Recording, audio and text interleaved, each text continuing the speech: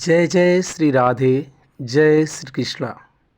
प्रिय हृदयांश भाई बंधुओं एवं कथा प्रेमियों, आज मैं आपके बीच महाभारत की एक विचित्र गाथा के साथ एक नई वीडियो के साथ आपके बीच आया हूँ।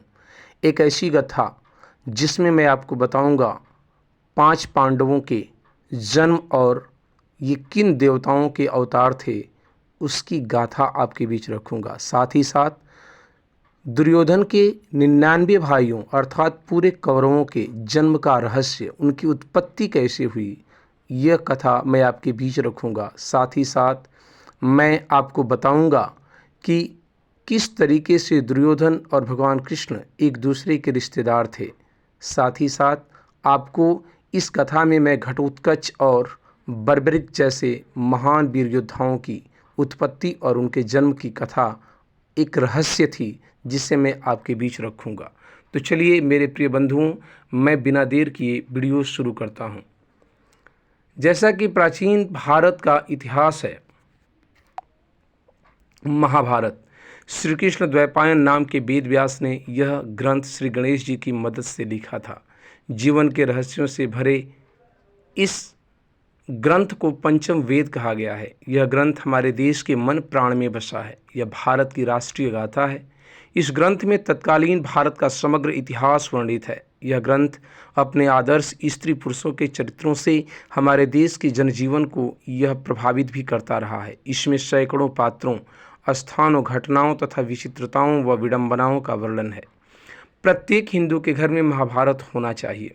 3 चरणों में लिखी यह महाभारत, वेद व्यास की महाभारत को बेशक मौलिक माना जाता है, लेकिन वह 3 चरणों में लिखी गई।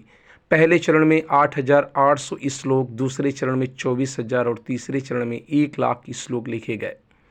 वेद व्यास की महाभारत के अलावा Bhandarkar oriental research institute Pune की संस्कृत महाभारत सबसे प्रामाणिक मानी जाती है। अंग्रेजी में संपूर्ण महाभारत 2 बार अनुवादित किया जा चुका है। पहला अनुवाद 1883 से 1896 के बीच किसारी मोहन गांगुली ने किया था और दूसरा मनमंत नाथ दत्त ने 1895 से 1905 ईस्वी के बीच किया था। 100 साल बाद डॉक्टर देवराय तीसरी बार संपूर्ण महाभारत का अंग्रेजी में अनुवाद कर रहे हैं, जो अभी भी जारी है। 28वें वेद व्यास ने लिखी महाभारत। ज़्यादातर लोग यह जानते हैं कि महाभारत को वेद व्यास ने लिखा है, लेकिन यह अधूरा सच है। जी हाँ, वेद व्यास कोई नाम नहीं बल्कि एक उपाधि थी जो वेदों का ज्ञान रखने वाले लोगों को दी जाती थी। कृष्ण द्वैपायन से पहले 27 वेद व्यास हो चुके थे, जबकि वे खुद 28वें वेद व्यास थे। उनका नाम कृष्ण द्वैपायन इसलिए रखा गया था क्योंकि उनका रंग श्यामला कृष्ण था और वे एक द्वीप पर जन्मे थे, इसलिए उनका नाम कृष्ण द्वैपायन रखा गया। ये 28वें वेद व्यास थे। महाभारत में कई घटना, संबंध और ज्ञान विज्ञान के रहस्य छिपे हुए हैं। महाभारत का हर पात्र जीवंत है, चाहे वह कौरव, पांडव, कर्ण और कृष्ण हो या धृष्टद्युम्न, शल्य, शिखंडी और कृपाचार्य हों। महाभारत सिर्फ योद्धाओं की गाथाओं तक सीमित नहीं है। महाभारत से जुड़े शाप, वचन और आशीर्वाद में भी रहस्य छिपे हैं। आइए इन रहस्यों को जानते हैं। ऐसे कौन कौन से रहस्य महाभारत में छुपे हुए हैं? महाभारत युद्ध में उससे जुड़े इन 18 रहस्यों का एक अद्भुत आलेख मैं आपके बीच रखूंगा और ये मेरा दावा है कि आप निश्चित ही चौंक जाएंगे। साथ ही इस 18 पेज को पढ़ने के बाद आप महाभारत के संबंध में सब कुछ जान पाएंगे। चलिए पहले अध्याय की तरफ बढ़ते हैं। तो पहला रहस्य यह है कि महाभारत के योद्धा किसके पुत्र या अवतार थे। जी हाँ, इनका एक अवतार माना जाता है। ये घटना आपके बीच में पहली बार रखने जा रहा हूँ। महाबली बलराम शेषनाग के अंश थे। 8 वसुओं में से एक दू नामक वसु ने ही भीष्म के रूप में जन्म लिया था। देवगुरु बृहस्पति ने ही द्रोणाचार्य के रूप में जन्म लिया था। गुरु द्रोणाचार्य के पुत्र अश्वत्थामा को महादेव, यम, काल और क्रोध के सम्मिलित अंश से उत्पन्न किया गया था। देवताओं में सबसे प्रमुख सूर्यदेव के पुत्र कर्ण थे।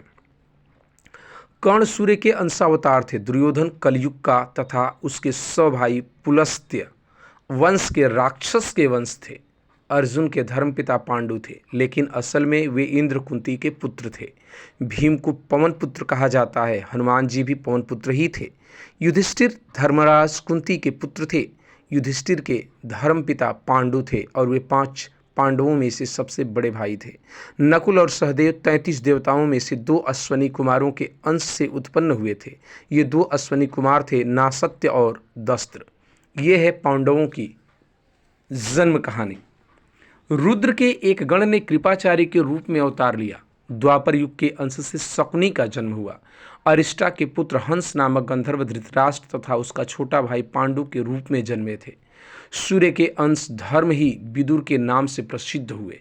कुंती और माद्री के रूप में सिद्धि और धृतिका का जन्म हुआ था। मति का जन्म राजा सुबल की पुत्री गांधारी के रूप में हुआ था। राजा भीष्मक की पुत्री रुक्मणी के रूप में लक्ष्मी जी व द्रौपदी के रूप में इंद्राणी उत्पन्न हुई थी। अभिमन्यु चंद्रमा के पुत्र वर्चा का अंश था। मरुदगण के अंश से सात्यकी, द्रुपद, कृतवर्मा व विराट का जन्म हुआ था। अग्नि के अंश से धृष्टद्युम्न व राक्षस के अंश से शिखंडी का जन्म हुआ था। विश्वदेवगण द्रौपदी के 5 पुत्र प्रतिविंध्य, श्रुतसोम, श्रुतकीर्ति, शतानिक और श्रुतसेव के रूप में पैदा हुए थे। दानवराज विप्रचित्ति, जरासंध व हिरण्यकश्यप शिशुपाल का अंश था। कालनेमी दैत्य ने ही कंस का रूप धारण किया था। इंद्र की आज्ञा अनुसार अप्सराओं के अंश से 16,000 स्त्रियां उत्पन्न हुई थी।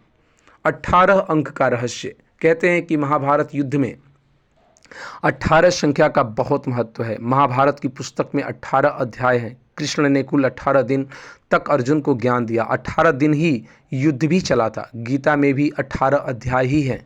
कौरवों और पांडवों की सेना भी कुल 18 अक्षौहिणी सेना थी, जिनमें कौरवों की 11 और पांडवों की 7 अक्षौहिणी सेना थी। इस युद्ध के प्रमुख सूत्रधार भी 18 थे। इस युद्ध में कुल 18 योद्धा भी जीवित बचे थे। सवाल यह उठता है कि यह सब कुछ 18 की संख्या में ही क्यों होता गया?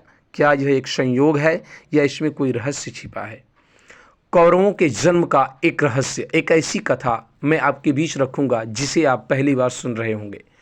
कौरवों को कौन नहीं जानता? धृतराष्ट्र और गांधारी के 99 पुत्र और एक पुत्री थी जिन्हें कौरव कहा जाता था। कुरुवंश के होने के कारण ये कौरव कहलाए। सभी कौरवों में दुर्योधन सबसे बड़ा था। गांधारी जब गर्भवती थी तब धृतराष्ट्र ने एक दासी के साथ सहवास किया था, जिसके चलते युवत्सु नामक पुत्र का जन्म हुआ। यह कौरवों की संख्या में एक और जोड़ने की वजह से 100 पूरा किया। युवत्सु ऐन वक्त पर कौरवों की सेना को छोड़कर पांडवों की सेना में शामिल हो गया था। गांधारी ने वेद व्यास से पुत्रवती होने का वरदान प्राप्त किया। गर्भ धारण कर लेने के पश्चात भी 2 वर्ष व्यतीत हो गए, किंतु गांधारी के कोई भी संतान उत्पन्न नहीं हुई। इस पर क्रोधवश गांधारी ने अपने पेट पर जोर से मुष्टिका का प्रहार किया, जिससे उसका गर्भ गिरा। वेद व्यास ने इस घटना को तत्काल ही जान लिया और वे गांधारी के पास आकर बोले, गांधारी, तूने बहुत गलत किया। मेरा दिया हुआ वरदान कभी मिथ्या नहीं जाता, अर्थात गलत साबित नहीं होता। अब तुम शीघ्र ही 100 कुंड तैयार करवाओ और उनमें घृत अर्थात घी भरवा दो। वेद व्यास ने गांधारी के गर्भ से निकले उन्मांस पिंड पर अभिमंत्रित जल का छिड़काव किया और अपने कमंडल से उस जल को छिड़कते ही उस पिंड को अंगूठे के पुरे के बराबर 100 टुकड़े हो गए। वेद व्यास ने उन 100 टुकड़ों को गांधारी के बनवाए हुए 100 कुंडों में रखवा दिया और उन कुंडों को 2 वर्ष पश्चात खोलने का आदेश देकर अपने आश्रम पर चले गए। 2 वर्ष बाद सबसे पहले कुंड से दुर्योधन की उत्पत्ति हुई, फिर उन कुंडों से धृतराष्ट्र के शेष 99 पुत्र एवं दुशाला नामक एक कन्या का जन्म हुआ। महाभारत काल में विमान और परमाणु अस्त्र थे। मोहनजोदड़ो में कुछ ऐसे कंकाल मिले थे जिसमें रेडिएशन का असर था। महाभारत में सौप्तिक पर्व के अध्याय 13 से 15 तक ब्रह्मास्त्र के परिणाम दिए गए हैं। हिंदू इतिहास के जानकारों के मुताबिक 3 नवंबर 5561 ईसा पूर्व छोड़ा हुआ ब्रह्मास्त्र परमाणु बम ही था। महाभारत में इसका वर्णन मिलता है। तदस्त्रम प्रज्वाल महाज्वालम तेजो मंडल संवृतम सशब्दभवम व्योम ज्वाला माला कुलम भृशम चचाल च महिकृत्स्ना स पर्वत वन द्रुमा अर्थात ब्रह्मास्त्र छोड़े जाने के बाद भयंकर वायु जोरदार तमाचे मारने लगी, सहस्त्रावधि उल्का आकाश से गिरने लगे, भूत मात्रा को भयंकर महाभय उत्पन्न हो गया। आकाश में बड़ा शब्द हुआ, आकाश जलाने लगा, पर्वत अरण्य वृक्षों के साथ पृथ्वी भी हिल उठी। अब सवाल यह उठता है कि क्या सचमुच ही हमारी आज की टेक्नोलॉजी से कहीं ज़्यादा उन्नत थी महाभारत कालीन टेक्नोलॉजी? महान योद्धा बर्बरिक और घटोत्कच की कहानी।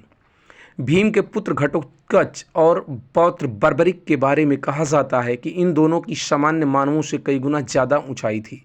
माना जाता है कि कदकाठी के हिसाब से भीम पुत्र घटोत्कच इतना विशालकाय था कि वह लात मारकर रथ को कई फुट पीछे फेंक देता था और सैनिकों को तो वह अपने पैरों तले कुचल देता था। भीम की असुर पत्नी हिडिंबा से घटोत्कच का जन्म हुआ था।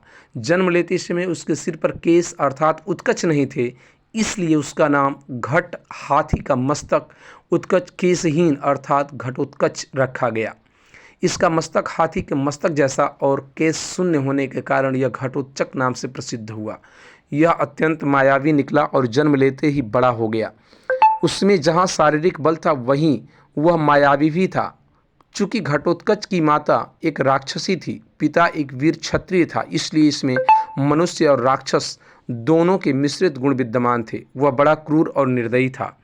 घटोत्कच ने युद्ध में अपने विशाल शरीर से हाहाकार मचा रखा था। वे एक ही बार में अपने पैरों के नीचे कई सैनिकों को कुचलकर मार देता था, जिससे घबराकर दुर्योधन ने कर्ण को अमोघ अस्त्र चलाने का आदेश दिया। इस अस्त्र से घटोत्कच वीर गति को प्राप्त हुई। दूसरी ओर बर्बरिक दुनिया का सर्वश्रेष्ठ धनुधर थे। बर्बरिक के लिए 3 बाण ही काफ़ी थे, जिसके बल पर वे कौरवों और पांडवों की पूरी सेना को समाप्त कर सकते थे। युद्ध के मैदान में भीम पौत्र बर्बरिक दोनों खेमों के मध्य बिंदु एक पीपल के वृक्ष के नीचे खड़े हो गए और यह घोषणा कर डाली कि मैं उस पक्ष की तरफ से लड़ूंगा जो हार रहा होगा। बर्बरिक की इस घोषणा से कृष्ण चिंतित हो गए थे। तब भगवान श्री कृष्ण ब्राह्मण का वेश बनाकर सुबह सुबह बर्बरिक के शिविर के द्वार पर पहुंच गए और दान मांगने लगे। बर्बरिक ने कहा, मांगो ब्राह्मण, क्या चाहिए? ब्राह्मण रूपी कृष्ण ने कहा कि तुम दे न सकोगे, लेकिन बर्बरिक कृष्ण के जाल में फंस गए और कृष्ण ने उससे उसका शीश मांग लिया। बर्बरिक द्वारा अपने पितामह पांडवों की विजय हेतु स्वेच्छा के साथ शीश दान कर दिया गया। बर्बरिक की इस बलिदान को देखकर दान के पश्चात श्री कृष्ण ने बर्बरिक को कलयुग में स्वयं के नाम से पूजित होने का वर दिया। आज बर्बरिक को खाटू श्याम के नाम से पूजा जाता है। जहाँ कृष्ण ने उसका शीश रखा था उस स्थान का नाम खाटू है। श्री कृष्ण का जन्म एक रहस्य। इस कथा को मैं आपके बीच शायद पहली बार रख रहा हूँ। महाभारत की प्रत्येक घटना को श्री कृष्ण ही संचालित करते हुए नजर आते हैं। दुर्योधन की माता के समक्ष नग्न जाने से रोकना, कर्ण को कवच कुंडल को इंद्र द्वारा दान में मांग लेना, बर्बरिक से दान में उसका शीश मांग लेना और युक्तिपूर्वक कर्ण, द्रोण और भीष्म को युद्ध में मरवा देना, यह सभी श्री कृष्ण की नीति से ही संभव होता है। श्री कृष्ण के कारण ही यह युद्ध हुआ और इन्होंने इस युद्ध को पांडवों के पक्ष में विजित किया। श्री कृष्ण और 8 अंकों का संयोग। भविष्यवाणी के अनुसार विष्णु को देवकी के गर्भ से कृष्ण के रूप में जन्म लेना था, तो उन्होंने अपने 8वें अवतार के रूप में 8वें मनु वैवस्वत के मनवंतर के 28वें द्वापर में भाद्रपद के इस कृष्ण पक्ष की रात्रि के 7 मुहूर्त निकल गए और 8वां उपस्थित हुआ। तभी आधी रात के समय सबसे शुभ लग्न उपस्थिति हुआ और उस लग्न पर केवल शुभ ग्रहों की दृष्टि थी। रोहिणी नक्षत्र तथा अष्टमी तिथि के संयोग से जयंती नामक योग में लगभग 3112 ईसा पूर्व अर्थात आज से 5126 ईसा पूर्व को हुआ था। ज्योतिषियों के अनुसार रात 12 बजे उस वक्त शून्य काल था। श्री कृष्ण के 8 पत्नियां थीं। उनके जीवन में 8 नगरों का महत्व ज़्यादा रहा। मथुरा, गोकुल, गोवर्धन, वृंदावन, अवंतिका, हस्तिनापुर, द्वारिका और प्रभास क्षेत्र।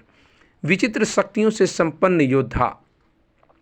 महाभारत में एक से एक बढ़कर योद्धा थे जो शक्तिशाली होने के साथ ही विचित्र किस्म के सिद्धियों और चमत्कारों से भी संपन्न थे।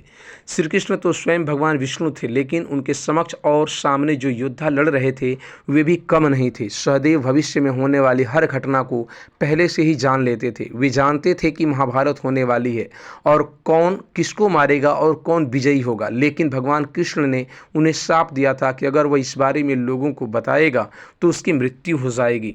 बर्बरिक दुनिया का सर्वश्रेष्ठ धनुर्धर थे। बर्बरिक के लिए 3 बाण ही काफ़ी थे, जिसके बल पर वे कौरवों और पांडवों की पूरी सेना को समाप्त कर सकते थे। महाभारत युद्ध में संजय वेदादि विद्याओं का अध्ययन करके वे धृतराष्ट्र के राज्यसभा के सम्मानित मंत्री बन गए। आज के दृष्टिकोण से वे टेलीपैथिक विद्या में पारंगत थे। कहते हैं कि गीता का उपदेश 2 लोगों ने सुना, एक अर्जुन और दूसरा संजय। गुरु द्रोणाचार्य के पुत्र अश्वत्थामा हर विद्या में पारंगत थे। वे चाहते तो पहले दिन ही युद्ध का अंत कर सकते थे, लेकिन कृष्ण ने ऐसा कभी होने नहीं दिया। कृष्ण यह जानते थे कि पिता पुत्र की जोड़ी मिलकर ही युद्ध को समाप्त कर सकती है। कर्ण से यदि कवच कुंडल नहीं हथियाए होते, यदि कर्ण इंद्र द्वारा दिए गए अपने अमोघ अस्त्र का प्रयोग घटोत्कच पर न करते हुए अर्जुन पर करता, तो आज भारत का इतिहास और धर्म कुछ और होता। कुंती वायु के पुत्र थे। भीम अर्थात पवन पुत्र भीम। भीम में 1000 हाथियों का बल था। युद्ध में भीम से ज़्यादा शक्तिशाली उनका पुत्र घटोत्कच ही था। घटोत्कच का पुत्र बर्बरिक था। शांतनु गंगा के पुत्र भीष्म का नाम देवव्रत था। इनको इच्छा मृत्यु का वरदान प्राप्त था। दुर्योधन का शरीर वज्र के समान कठोर था, जिसे किसी धनुष या अन्य किसी हथियार से छेदा नहीं जा सकता था, लेकिन उसकी जांघ श्री कृष्ण के छल के कारण प्राकृतिक ही रह गई थी। इस कारण भीम ने उसकी जांघ पर वार करके उसके शरीर को 2 फाड़ कर दिए थे। जरासंध का शरीर 2 फाड़ करने के बाद पुनः जुड़ जाता था। तब श्री कृष्ण ने भीम को इशारों में समझाया कि 2 फाड़ करने के बाद दोनों फाड़ को एक दूसरे के विपरीत दिशा में फेंक दिया जाए। कौन थे 100 कौरव? अब कौरवों की जन्म की गाथा मैं आपके बीच रखूंगा। कौरव महाभारत में हस्तिनापुर, नरेश, धृतराष्ट्र और गांधारी के पुत्र थे। ये संख्या में 100 थे तथा कुरु के वंशज थे। सभी कौरवों में दुर्योधन सबसे बड़ा था। लेकिन अब सवाल यह उठता है कि क्या सभी कौरव और पांडव कुरु के वंशज थे? यदि नहीं तो फिर वे किसके वंशज थे? दूसरे सवाल, यदि धृतराष्ट्र के पुत्र कौरव नहीं थे तो फिर कौरव कौन थे? पुराणों के अनुसार ब्रह्मा जी से अत्रि, अत्रि से चंद्रमा, चंद्रमा से बुध और बुध से इलानंदन पुरुरवा का जन्म हुआ। पुरुरवा से आयु, आयु से राजा नहुस और नहुस से ययाति उत्पन्न हुए। ययात से पुरु हुए। पुरु के वंश में भरत और भरत के कुल में राजा कुरु हुए। कुरु के वंश में शांतनु का जन्म हुआ। कुरु से वंशजों का कौरव कहा जाता है। महाराजा शांतनु की पत्नी का नाम था गंगा। गंगा से उन्हें 8 पुत्र मिले, जिसमें से 7 को गंगा में बहा दिया गया और 8वें पुत्र को पाला पोसा गया। उनके 8वें पुत्र का नाम ही देवव्रत था। यह देवव्रत ही आगे चलकर भीष्म कहलाए। यह कुरुवंश की एक शाखा का अंतिम राजा था। बाद में राजा शांतनु का निषाद जाति की एक महिला सत्यवती से प्रेम हो गया। सत्यवती के कारण देवव्रत को आजीवन अविवाहित रहने की प्रतिज्ञा लेनी पड़ी।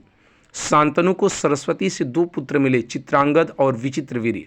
चित्रांगद युद्ध में मारा गया, जबकि विचित्रवीर्य का विवाह भीष्म ने काशीराज की पुत्री अंबिका और अंबालिका से कर दिया। लेकिन विचित्रवीर्य को कोई संतान नहीं हो रही थी। तब चिंतित सत्यवती ने कुमारी अवस्था में पराशर मुनि से उत्पन्न अपने पुत्र वेदव्यास को बुलाया और उन्हें यह जिम्मेदारी सौंपी कि अंबिका और अंबालिका को कोई पुत्र मिले। अंबिका से धृतराष्ट्र और अंबालिका से पांडु का जन्म हुआ, जबकि एक दासी से विदुर का। इस तरह देखा जाए तो पराशर मुनि का वंश चला। वेदव्यास जी ने महाभारत को लिखा था। वेदव्यास कौन थे? वेदव्यास सत्यवती के पुत्र थे और उनके पिता ऋषि पराशर थे। सत्यवती जब कुंवारी थी तब वेदव्यास ने उनके गर्भ से जन्म लिया था। बाद में सत्यवती ने हस्तिनापुर महाराजा शांतनु से विवाह किया था। वेदव्यास का असली नाम कृष्ण द्वैपायन था।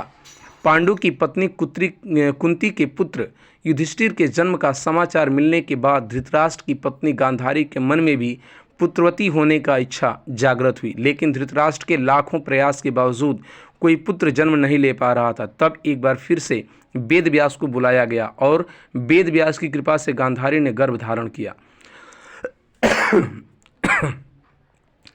गर्भधारण के पश्चात 2 वर्ष व्यतीत हो जाने पर भी जब पुत्र का जन्म नहीं हुआ तो क्रोधवश गांधारी ने अपने पेट में मुक्का मारकर अपना गर्भ गिरा दिया। योगबल से वेदव्यास को इस घटना का तत्काल जान या पहचान हुई और उन्होंने गांधारी के पास आकर अपने क्रोध को प्रकट किया। फिर उन्होंने कहा कि तुरंत ही 100 कुंड तैयार कर उसमें घृत भरवा दो। गांधारी ने उनके आज्ञानुसार 100 कुंड बनवा दिए। तब वेद व्यास ने गांधारी के गर्भ से निकले मांस पिंड पर अभिमंत्रित जल छिड़का, जिसके चलते उस पिंड के अंगूठे के पोर के बराबर 100 टुकड़े हो गए। वेद व्यास ने उन टुकड़ों को गांधारी के बनवाए हुए 100 कुंडों में रखवा दिया और उन कुंडों को 2 वर्ष पश्चात खोलने का आदेश दे अपने आश्रम पर चले गए। 2 वर्ष बाद सबसे पहले कुंड से दुर्योधन की उत्पत्ति हुई। दुर्योधन के जन्म के दिन ही कुंती के पुत्र भीम का भी जन्म हुआ था। दुर्योधन जन्म लेते ही गधे की तरह रेंकने लगा। ज्योतिषियों से इसका लक्षण पूछे जाने पर उन लोगों ने धृतराष्ट्र को बताया, राजन, आपका यह पुत्र कुल का नाश करने वाला होगा। फिर उन कुंडों से क्रमशः शेष 99 पुत्र एवं दुस्सला नामक एक कन्या का जन्म हुआ। गांधारी गर्भ के समय धृतराष्ट्र की सेवा में असमर्थ हो गई थी, अतः उनकी सेवा के लिए एक दासी रखी गई। धृतराष्ट्र के सहवास से उस दासी का भी युत्सु नामक एक पुत्र हुआ। युवा होने पर सभी राजकुमारों का विवाह यथा योग्य कन्याओं से कर दिया गया। दुस्सला का विवाह जयद्रथ के साथ हुआ था। पांडव नहीं थे, पांडु पुत्र। एक बार, यह भी एक रहस्य है, एक बार राजा पांडु अपनी दोनों पत्नियों की कुंती और माद्री के साथ वन में आखेट के लिए निकले। वहां उन्हें एक मृग का मैथुनरथ जोड़ा दिखाई दिया। उस पांडु ने तत्काल उस मृग को एक बाण से मार दिया। मरते हुए मृग ने पांडु को शाप दिया, राजन, तुम्हारे समान क्रूर पुरुष इस संसार में कोई भी नहीं होगा। तूने मुझे मैथुन के समय बाण मारा है, अतः जब कभी भी तू मैथुनरथ होगा तेरी भी मृत्यु हो जाएगी। इस हिसाब से पांडु अत्यंत दुखी हुए और अपनी रानियों से बोले, अब मैं अपनी समस्त वासनाओं को त्याग करके इस वन में ही रहूंगा, तुम लोग हस्तिनापुर लौट जाओ। दोनों रानियों ने दुखी होकर कहा, हम आपके बिना एक क्षण भी जीवित नहीं रह सकती, आप हमें भी वन में अपने साथ रहने दीजिए। पांडु ने उनके अनुरोध को स्वीकार कर लिया। एक दिन पांडु अपनी पत्नी से बोले, हे कुंती, मेरा जन्म लेना ही व्यर्थ हो रहा है, क्योंकि संतानहीन व्यक्ति पितृ ऋण, ऋषि ऋण, देव ऋण तथा मनुष्य ऋण से मुक्ति नहीं पा सकता। क्या तुम पुत्र प्राप्ति के लिए मेरी सहायता कर सकती हो? कुंती बोली, हे आर्य, दुर्वासा ऋषि ने मुझे ऐसा मंत्र प्रदान किया है जिससे मैं किसी भी देवता का आवाहन करके मनवांछित वस्तु प्राप्त कर सकती हूँ। आप आज्ञा करें, मैं किस देवता को बुलाऊं? इस पर पांडु ने धर्म को आमंत्रित करने का आदेश दिया। धर्म ने कुंती को पुत्र प्रदान किया, जिसका नाम युधिष्ठिर रखा गया। कालांतर में पांडु ने कुंती को पुनः 2 बार वायुदेव और इंद्रदेव को आमंत्रित करने की आज्ञा दी। वायुदेव से भीम तथा इंद्र से अर्जुन की उत्पत्ति हुई। बाद में कुंती ने माद्री को उक्त मंत्र की दीक्षा दे दी। माद्री ने अश्विनी कुमारों को आमंत्रित किया और इस तरह नकुल और सहदेव का जन्म हुआ। एक दिन राजा पांडु माद्री के साथ वन में सरिता के तट पर भ्रमण कर रहे थे। सहसा वायु के झोंके से माद्री का वस्त्र उड़ गया। इससे पांडु का मन चंचल हो उठा और वे मैथुन में प्रवृत्त हुए थे कि शापवश उनकी मृत्यु हो गई। बाद में माद्री उनके साथ सती हो गई। ऐसे में सभी पुत्रों के पालन पोषण की जिम्मेदारी कुंती पर आ गई और इस तरह कुंती ने हस्तिनापुर लौटकर अपने पुत्रों के हक की लड़ाई लड़ी। इस तरह पांडवों की माँ 2 थीं और 6 पिता थे। कुंती के 4 पुत्र कर्ण, युधिष्ठिर, अर्जुन और भीम थे, जबकि माद्री के पुत्र नकुल और सहदेव थे। महाभारत के मृत या जीवित बचे योद्धा। लाखों लोगों के मारे जाने के बाद लगभग 24,165 कौरव सैनिक लापता हो गए थे, जबकि महाभारत के युद्ध के पश्चात कौरवों के तरफ से 3 और पांडवों के तरफ से 15 यानी कुल 18 योद्धा ही जीवित बचे थे। माना जाता है कि महाभारत युद्ध में एकमात्र जीवित बचा कौरव युत्सु था। इस युद्ध के प्रमुख सूत्रधार 18 थे, जिनके नाम इस प्रकार से हैं: धृतराष्ट्र, दुर्योधन, दुशासन, कर्ण, शकुनी, भीष्म, द्रोण, कृपाचार्य, अश्वत्थामा, कृतवर्मा, श्रीकृष्ण, युधिष्ठिर, भीम, अर्जुन, नकुल, सहदेव, द्रौपदी और विदुर। कुछ यादव युद्ध में और बाद में गांधारी के शाप के चलते आपसी युद्ध में मारे गए। पांडव पक्ष के विराट और विराट के पुत्र उत्तर, शंख और श्वेत, सात्यकी के 10 पुत्र, अर्जुन पुत्र इरावान, द्रुपद, द्रौपदी के पुत्र 5 पुत्र, धृष्टद्युम्न, शिखंडी, कौरव पक्ष के कलिंगराज, भानुमान, केतुमान, अन्य कलिंगवीर, प्राच्यसवीर, क्षुद्रक और मालवीर थे। कौरवों की ओर से धृतराष्ट्र के दुर्योधन सहित सभी पुत्र भीष्म, त्रिगर्त, नरेश, जयद्रथ, भगदत्त, द्रोण, दुशासन, कर्ण, शल्य आदि सभी युद्ध में मारे गए थे। बच गए योद्धा। महाभारत के युद्ध के पश्चात कौरवों की तरफ से 3 और पांडवों की तरफ से 15 यानी कुल 18 योद्धा ही जीवित बचे थे, जिनके नाम हैं कौरव के कृतवर्मा, कृपाचार्य, युत्सु और अश्वत्थामा, जबकि पांडवों की ओर से युधिष्ठिर, अर्जुन, भीम, नकुल, सहदेव, कृष्ण और सात्यकी आदि। रहस्यमयी जन्म। महाभारत में किसी भी व्यक्ति का सामान्य रूप से जन्म नहीं हुआ। श्री कृष्ण का जन्म जहाँ कारावास में बहुत कठिन परिस्थितियों में हुआ, वहीं उससे पूर्व भीष्म का जन्म गंगा की शर्त के उल्लंघन स्वरूप हुआ। शांतनु से गंगा का विवाह हुआ। गंगा से उन्हें 8 पुत्र मिले, जिसमें से 7 को गंगा नदी में बहा दिया गया और 8वें पुत्र को पाला पोसा गया। वे 8वें पुत्र का नाम ही देवव्रत था और यह देवव्रत ही आगे चलकर भीष्म कहलाए। भीष्म ने जब ब्रह्मचर्य की प्रतिज्ञा ले ली तो वंश के आगे बढ़ाने का संकट उत्पन्न हुआ। शांतनु की दूसरी पत्नी सत्यवती के 2 पुत्र हुए, इसमें से जीवित बचे विचित्रवीर्य की 2 पत्नियां अंबिका और अंबालिका ने निगोद द्वारा अंबिका से धृतराष्ट्र, अंबालिका से पांडु और दासी से विदुर का जन्म हुआ। इसी तरह धृतराष्ट्र और पांडु को जब कोई पुत्र उत्पन्न नहीं हुआ तो फिर से यही वेद व्यास काम आए। अब आप सोचिए, इन्हीं 2 पुत्रों में से एक धृतराष्ट्र के यहाँ जब कोई पुत्र नहीं हुआ तो वेद व्यास की कृपा से ही 99 पुत्र और 1 पुत्री का जन्म हुआ। दूसरी ओर पांडु की 2 पत्नियां कुंती और माद्री थी, दोनों से ही पांडु पुत्र उत्पन्न नहीं कर सके। तब कुंती ने क्रमशः धर्मराज इंद्र और पवनदेव का आवाहन किया तो युधिष्ठिर, अर्जुन, भीम उत्पन्न हुए। उसी तरह माद्री ने 2 अश्विनी कुमारों का आवाहन किया तो उनसे नकुल और सहदेव उत्पन्न हुए। इसी तरह द्रौपदी का जन्म भी एक रहस्य ही है। कहते हैं कि उसका असली नाम यज्ञसैनी है। यज्ञसैनी इसलिए कि वह यज्ञ से उत्पन्न हुई थी। द्रौपदी नाम महाराज द्रुपद की पुत्री होने के कारण था। इसी तरह गौतम ऋषि के पुत्र शरद्वान और शरद्वान के पुत्र कृपाचार्य का जन्म भी एक रहस्य ही है। कृपाचार्य की माता का नाम नामपदी था। नामपदी एक देव कन्या थी। इंद्र ने शरद्वान को साधना से डिगाने के लिए नामपदी को भेजा था। देव कन्या नामपदी जानपदी के सौंदर्य के प्रभाव से शरद्वान इतने कामपीड़ित हो गए कि उनका वीर्य स्खलित होकर एक सरकंडे पर गिर पड़ा और वह सरकंडा 2 भागों में विभक्त हो गया, जिसमें से एक भाग से कृप नामक बालक उत्पन्न हुआ और दूसरे भाग से कृपी नामक कन्या उत्पन्न हुई। यह कृप ही कृपाचार्य कहलाए। महर्षि भारद्वाज मुनि का वीर्य किसी द्रोणी, यज्ञ कलश अथवा पर्वत की गुफा में स्खलित होने से जिस पुत्र का जन्म हुआ उसे द्रोण कहा गया। ऐसे भी उल्लेख है कि भरद्वाज ने गंगा में स्नान करती घृताची को देखा और उसे देखकर वे आसक्त हो गए, जिसके कारण उनका वीर्य स्खलन हो गया, जिसे उन्होंने द्रोण यज्ञ कलश में रख दिया। बाद में उससे उत्पन्न बालक द्रोण कहलाया।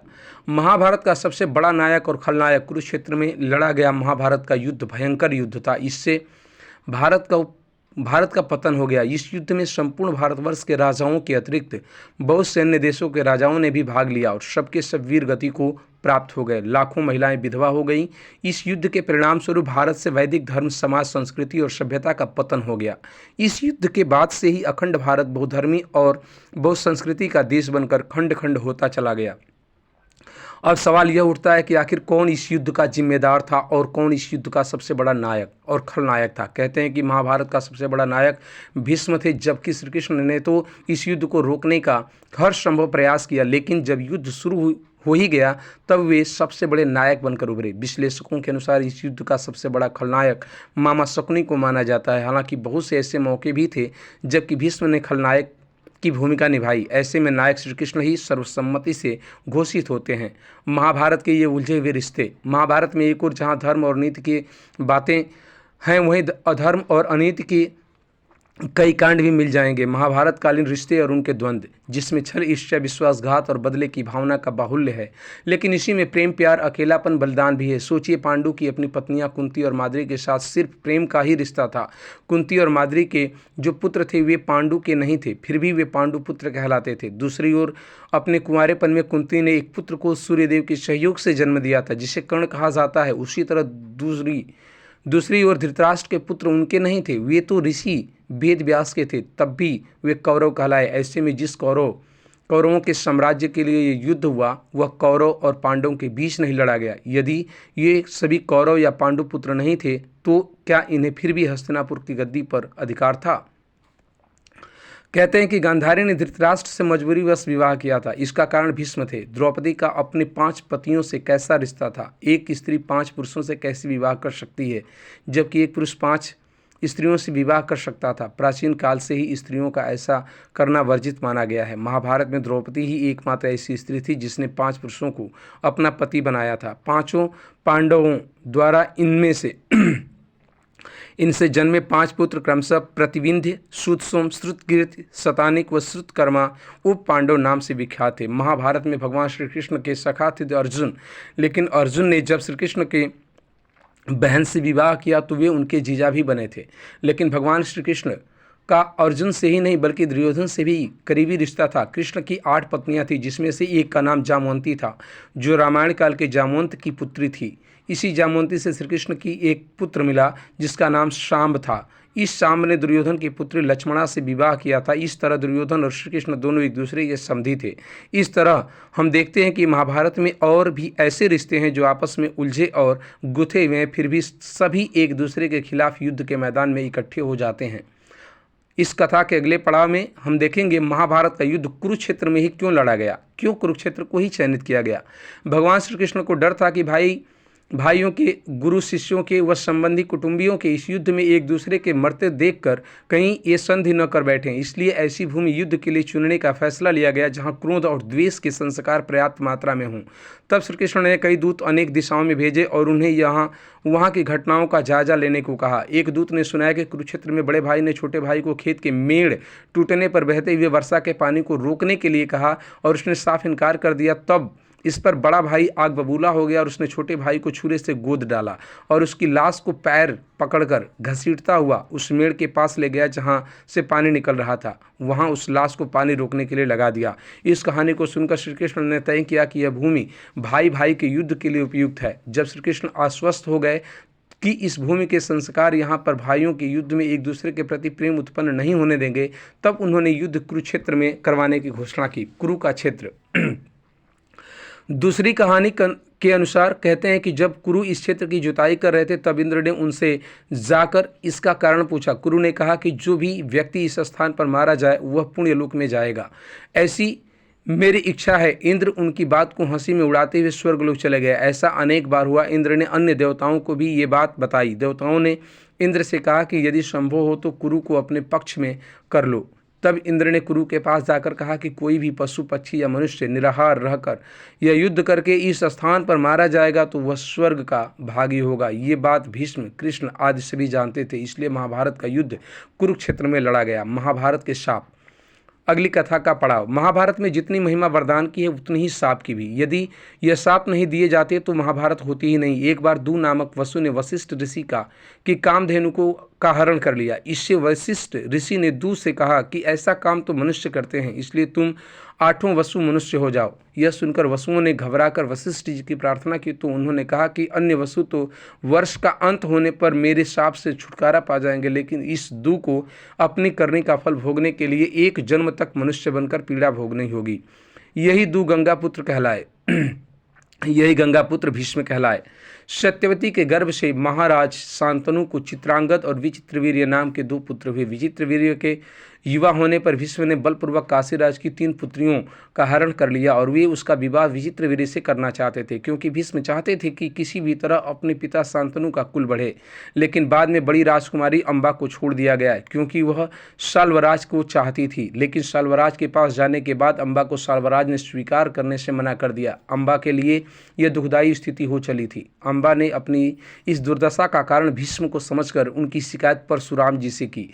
परशुराम जी ने अम्बा की मदद करने में असमर्थ सिद्ध हुए। तब अम्बा ने बहुत ही द्रवित होकर भीष्म को कहा कि तुमने मेरा जीवन बर्बाद कर दिया और अब मुझसे विवाह करने से भी मना कर रहे हो। मैं निसहाय स्त्री हूँ और तुम शक्तिशाली। तुमने अपनी शक्ति का दुरुपयोग किया। मैं तुम्हारा कुछ भी नहीं बिगाड़ सकती, लेकिन मैं पुरुष के रूप में दोबारा जन्म लूँगी और तब तुम्हारे अंत का कारण बनूंगी। गौरतलब है कि यही अम्बा प्राण त्याग कर शिखंडी के रूप में जन्म लेती है और भीष्म की मृत्यु का कारण बनती है। परशुराम से ब्रह्मास्त्र सीखने के लिए कर्ण ने एक ब्राह्मण पुत्र का वेश धारण कर उनका शिष्यत्व ग्रहण किया। लेकिन जब परशुराम को यह पता चला कि कर्ण ने उनसे झूठ बोला है तो उन्होंने कर्ण को शाप दे दिया कि तुमने मुझसे जो भी विद्या सीखी है वो झूठ बोलकर सीखी है, इसलिए जब भी तुम्हें इस विद्या की सबसे ज़्यादा आवश्यकता होगी तभी तुम इसे भूल जाओगे। कोई भी दिव्यास्त्र का उपयोग नहीं कर पाओगे। अर्जुन सशरीर इंद्र सभा में गया तो उसके स्वागत में उर्वशी, रंभा, आदि अप्सराओं ने नृत्य किए। अर्जुन के रूप पर, सौंदर्य पर मोहित होकर उर्वशी उसके निवास स्थान पर गई और प्रणय निवेदन किया। साथ ही इसमें कोई दोष नहीं लगता, इसके पक्ष में अनेक दलीलें भी दी, किंतु अर्जुन ने अपने दृढ़ इंद्रिय संयम का परिचय देते हुए इस निवेदन को नकार दिया। अर्जुन ने कहा कि मेरी दृष्टि में कुंती, माद्री और सची का जो स्थान है वही तुम्हारा भी है। तुम पुरुवंश की जननी होने के कारण आज मेरे लिए परम गुरु स्वरूप हो। उर्वशी अपने कामुक प्रदर्शन और तर्क देकर अपनी काम वासना तृप्त करने में असफल रही तो क्रोधित होकर उसने अर्जुन को 1 वर्ष तक नपुंसक होने का शाप दे दिया। इस शाप के चलते अज्ञातवास के समय अर्जुन ने विराट के महल में नर्तक वेश में रहकर विराट की राजकुमारी को संगीत तथा नृत्य विद्या सिखाई थी। तत्पश्चात शाप मुक्त हो गए थे। गांधारी अपने 100 पुत्रों की मृत्यु के शोक में अत्यंत व्याकुल थी। भगवान श्री कृष्ण को देखते ही गांधारी ने क्रोधित होकर उन्हें शाप दिया कि तुम्हारे कारण जिस प्रकार से मेरे 100 पुत्रों का नाश हुआ, उसी प्रकार तुम्हारे वंश का भी आपस में एक दूसरे को मारने के कारण नाश हो जाएगा। भगवान श्री कृष्ण ने गांधारी से कहा, देवी, मैं आपके दुख को समझ सकता हूँ। यदि मेरे वंश के नाश से तुम्हें आत्म शांति मिलती है तो ऐसा ही होगा। महाभारत के युद्ध में अश्वत्थामा ने ब्रह्मास्त्र छोड़ दिया था, जिसके चलते लाखों लोग मारे गए थे। अश्वत्थामा के इस कृत्य से कृष्ण क्रोधित हो गए थे और उन्होंने अश्वत्थामा को शाप दिया था कि तू इतने वधों का पाप ढोता हुआ 3000 वर्ष तक निर्जन स्थानों में भटकेगा। तेरे शरीर से सदैव रक्त की दुर्गंध निःसृत होती रहेगी। तू अनेक रोगों से पीड़ित रहेगा। व्यास ने श्री कृष्ण के वचनों को अनुमोदन किया। महर्षि मैत्रेय हस्तिनापुर पधारे थे। धृतराष्ट्र महर्षि मैत्रेय के आते ही अपने पुत्र सहित अनेक सेवा व सत्कार करने लगे। विश्राम के बाद धृतराष्ट्र और उनके पुत्रों से अनेक उनकी वार्तालाप हुई। उन्होंने इसी बीच दुर्योधन से कहा, तुम जानते हो पांडव कितने वीर और शक्तिशाली हैं। तुम्हें उनकी शक्ति का अंदाजा नहीं है, शायद इसलिए तुम ऐसी बात कर रहे हो। इसलिए तुम्हें उनके साथ मेल कर लेना चाहिए। मेरी बात मान लो, गुस्से में ऐसा अनर्थ मत करो। महर्षि मैत्रेय के बात सुनकर दुर्योधन को क्रोध आ गया और वह व्यंग्यपूर्ण मुस्कुराते हुए पैर से जमीन कुरेदने लगा। और हद तो तब हो गई जब उसने अपनी जांघ पर हाथ से ताल ठोंक दी। दुर्योधन की इस उदंडता को देखकर महर्षि को क्रोध आया। उन्होंने दुर्योधन को शाप दिया, तू मेरा तिरस्कार करता है, मेरी बात शांतिपूर्वक सुन नहीं सकता। जा उदंडी, जिस जंघा पर तू ताल ठोंक रहा है उस जंघा को भीम अपनी गदा से तोड़ देगा। जब घटोत्कच पहली बार अपने पिता भीम के राज्य में आया तो अपनी माँ हिडिंबा की आज्ञा के अनुसार उसने द्रौपदी का कोई सम्मान नहीं दिया। द्रौपदी को अपमान महसूस हुआ और उससे बहुत गुस्सा आया और शाप दे दिया कि जा दुष्ट, तेरा जीवन बहुत छोटा होगा तथा तू बिना किसी लड़ाई के मारा जाएगा। अगले पड़ाव में कथा के महाभारत के स्थान के बारे में चर्चा करेंगे। महाभारत में कुछ ऐसे स्थान हैं जहां महत्वपूर्ण घटनाएं घटी थी। जैसे महाभारत का युद्ध कुरुक्षेत्र में हुआ, यहीं पर भगवान श्री कृष्ण ने गीता का ज्ञान दिया। यह स्थान हरियाणा में स्थित है।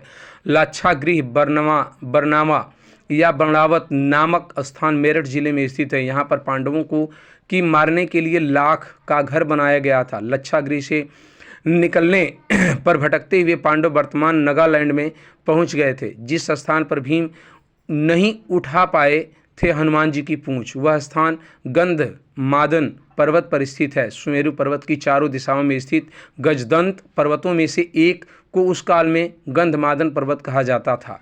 हिमालय के कैलाश पर्वत के उत्तर में यानी दक्षिण में केदार पर्वत है स्थित गंधमादन पर्वत कुबेर के राज्य क्षेत्र में था। बर्बरी का सिर काटकर जहां रखा था उस स्थान को वर्तमान में खाटू श्याम के नाम से जाना जाता है। राजस्थान के शेखावटी के सीकर जिले में स्थित है। परमधाम खाटू का श्याम मंदिर बहुत ही प्राचीन है। उत्तर प्रदेश में स्थित मथुरा नगरी भगवान श्री कृष्ण की जन्मस्थली होने के कारण यह महाभारत की घटनाओं का प्रमुख केंद्र रहा है। महाभारत काल में इस नगरी पर जरासंध ने कई बार आक्रमण किए थे। बिहार की राजधानी पटना से करीब 100 किलोमीटर दूर स्थित 5 पहाड़ियों से घिरा राजगिरी पर्वत प्रसिद्ध धार्मिक तीर्थस्थल है। यहीं पर जरासंध का अखाड़ा आज भी देखा जा सकता है। बिहार की राजधानी पटना से करीब 100 किलोमीटर दूर स्थित 5 पहाड़ियों से घिरा राजगिरी प्रसिद्ध धार्मिक तीर्थस्थल है। यहाँ महाभारत के रचनाकार महर्षि वेदव्यास जी की गुफा है। इसके समीप ही गणेश का गुफा है। मान्यता है कि इसी गुफा में व्यास जी ने महाभारत को मौखिक रूप दिया था और गणेश जी ने उसे लिखा था।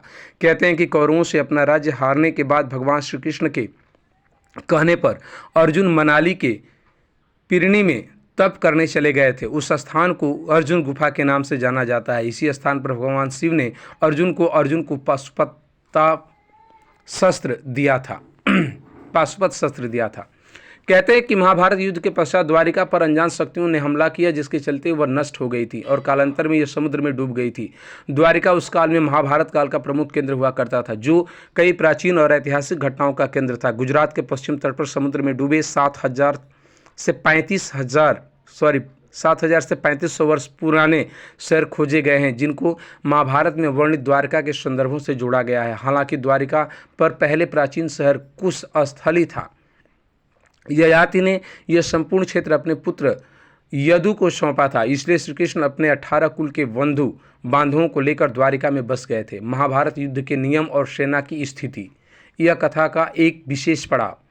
महाभारत युद्ध से पूर्व पांडवों ने अपनी सेना का पड़ाव कुरुक्षेत्र के पश्चिमी क्षेत्र में सरस्वती नदी के दक्षिणी तट पर बसे सम्मंत्र पंचक तीर्थ के पास हिरण्यवती नदी, सरस्वती नदी की सहायक नदी के तट पर डाला था।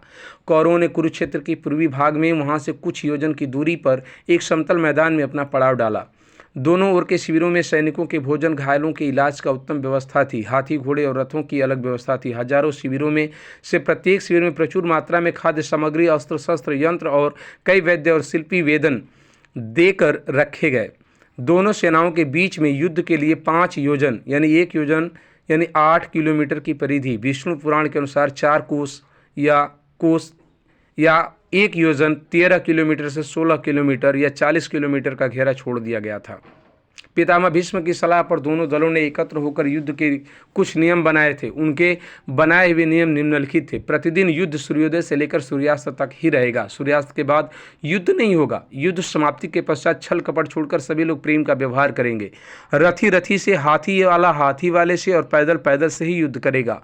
एक वीर के साथ एक ही वीर युद्ध करेगा। भय से भागते हुए या शरण में आए हुए लोगों पर अस्त्र शस्त्र का प्रहार नहीं किया जाएगा। जो वीर निहत्था हो जाएगा उस पर कोई अस्त्र नहीं उठाएगा। युद्ध में सेवक का काम करने वालों पर कोई अस्त्र नहीं उठाएगा। एक रात के लिए जी उठे सभी योद्धा, ये कहानी का एक विचित्र अंश।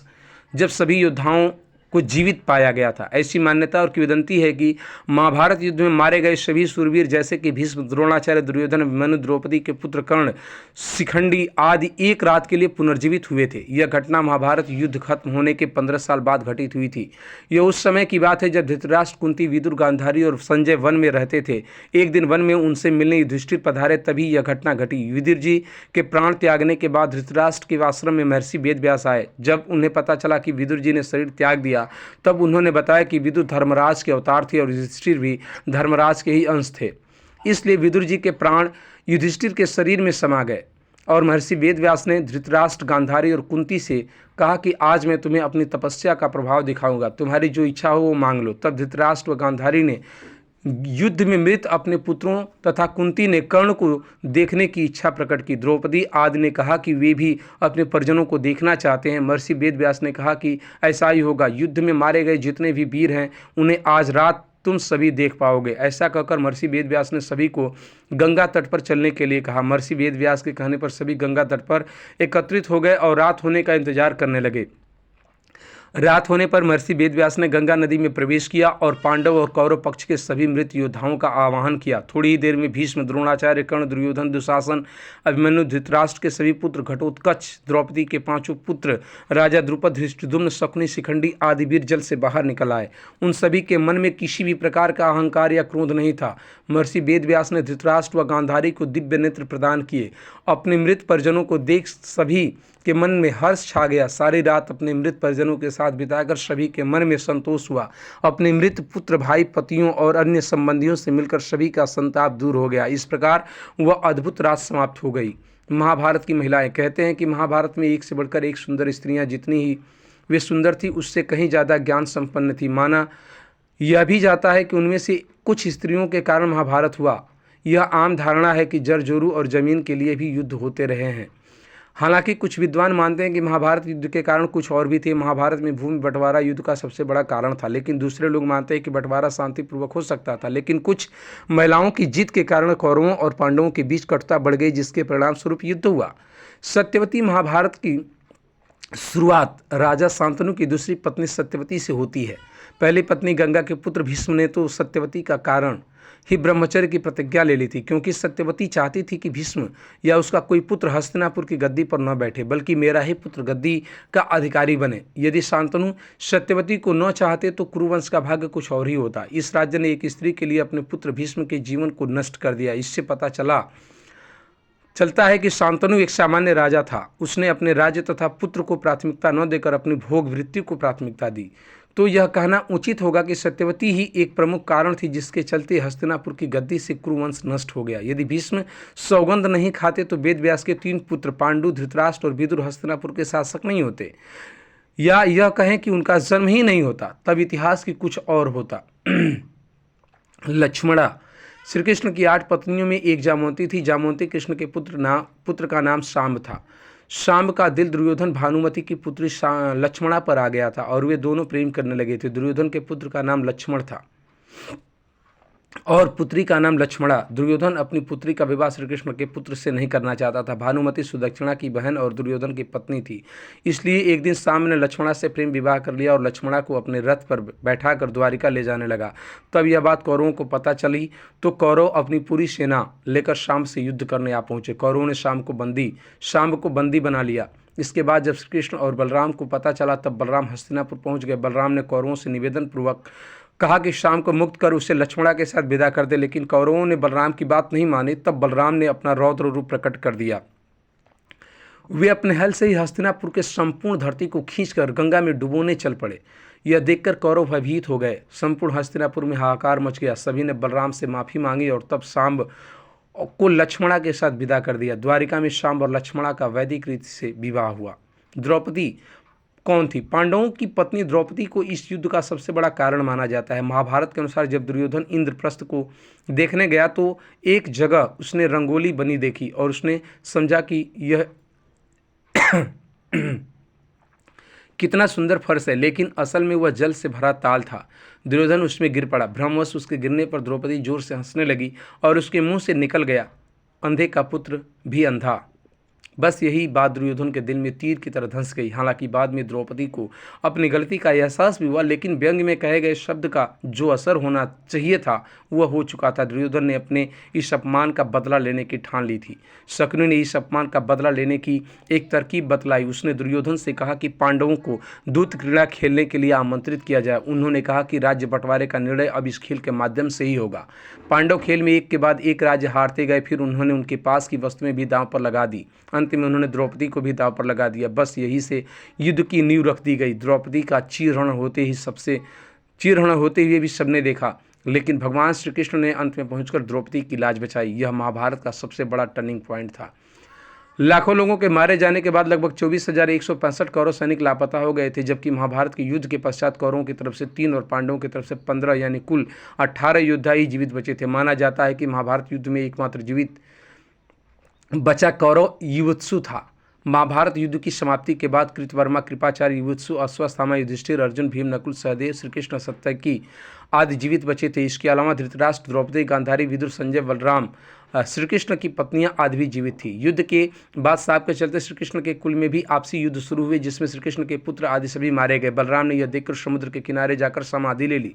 श्री कृष्ण को प्रभास क्षेत्र में एक बहेलिये ने पैर में तीर मार दिया, जिससे कारण बनाकर उन्होंने देह त्याग दिया। बचे लोगों ने कृष्ण के कहने के अनुसार द्वारका छोड़ दी और हस्तिनापुर के शरण ली। यादवों और उनके भौज्य गणराज्यों का अंत होते ही कृष्ण की बसाई द्वारिका सागर में डूब गए। धृतराष्ट्र और गांधारी ने पांडवों के साथ रहते हुए 15 साल गुजार दिए। तब एक दिन भीम ने धृतराष्ट्र व गांधारी के सामने कुछ ऐसी बातें कह दी जिसे सुनकर उनके मन में बहुत सुख हुआ और दोनों वन चले गए। उनके साथ गांधारी, कुंती, विदुर और संजय भी वन में रहकर तप करने लगे। विदुर और संजय इनकी सेवा में लगे रहते और तपस्या किया करते थे। एक दिन युधिष्ठिर के वन में पधारने के बाद विदुर ने देह छोड़कर अपने प्राणों को युधिष्ठिर में समा दिया। फिर एक दूसरे दिन जब धृतराष्ट्र और अन्य गंगा स्नान कर आश्रम आ रहे थे, तभी वन में भयंकर आग लग गई। दुर्बलता के कारण धृतराष्ट्र, गांधारी व कुंती भागने में असमर्थ थे, इसलिए उन्होंने उसी अग्नि में प्राण त्यागने का विचार किया और वहीं एकाग्रचित होकर बैठ गए। इस प्रकार धृतराष्ट्र, गांधारी व कुंती ने अपने प्राणों को त्याग कर दिया। संजय ने यह बात तपस्वियों को बताई और वे स्वयं हिमालय पर तपस्या करने चले गए। धृतराष्ट्र, गांधारी व कुंती की मृत्यु का समाचार जब महल में फैला तो हाहाकार मच गया। तब देवर्षि नारद ने उन्हें धैर्य बंधाया। युधिष्ठिर ने विधिपूर्वक सभी का श्राद्ध कर्म करवाया और दान दक्षिणा देकर उनकी आत्माओं को शांति के लिए संस्कार किए। तो ये कथा समाप्त होती है। दोस्तों, आज की यह कथा आपको कैसी लगी कृपया कमेंट बॉक्स में अपनी राय जरूर दें और यदि यह जानकारी अच्छी लगी हो तो वीडियो को लाइक करें और दोस्तों में शेयर करें। मिलते हैं कुछ ऐसी ही अच्छी वीडियो और अच्छी कथाओं के साथ आपके बीच फिर से मैं आऊँगा। तब तक के लिए जय श्री कृष्णा, जय जय श्री राधे। भगवान का आशीर्वाद आप सभी पर बना रहे।